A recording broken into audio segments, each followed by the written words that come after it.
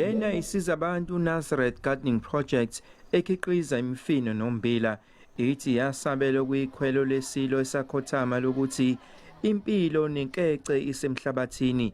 Lenhlangano sineminyaka ngamashumi 20 ikhona ngeyakwaNongoma yasungulwa ngenhloso yokuxosha ikati eziko kule ndawo enamazinga aphezulu abangasebenzi nokuthi amakhaya amaningi lapha acela ku-60% aphethwe ngabesifazane.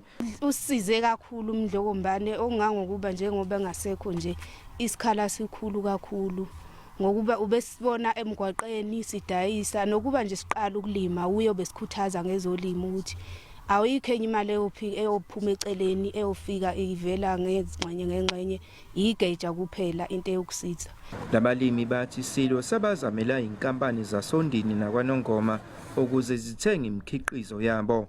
Ngalapho nje kusizeni la engadini uxosha ikati eziko kukhona lokhu ekade singakwazi sikuzwa ngendaba ukufundisa izingane lapha ekolweni enkulu. Sesiyakwazi siqale ngayo lengadi. Khona manjalo ungakwazi ukuxhumana kusetshenziswa ubuchwepheshe besimanje manje sekuzoba umlando kwaNongoma inqobo nje uma iphupho leSilo lizofezekiswa.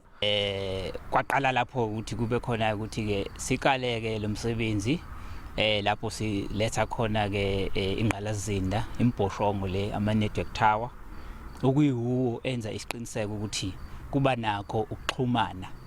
Ngalolu hlelo lenhlangano iphinde isize abasanda kuphuthula izifundo zabo emkhakheni wezobuchwepheshe ngemisebenzi nangokuthwasela lo msebenzi.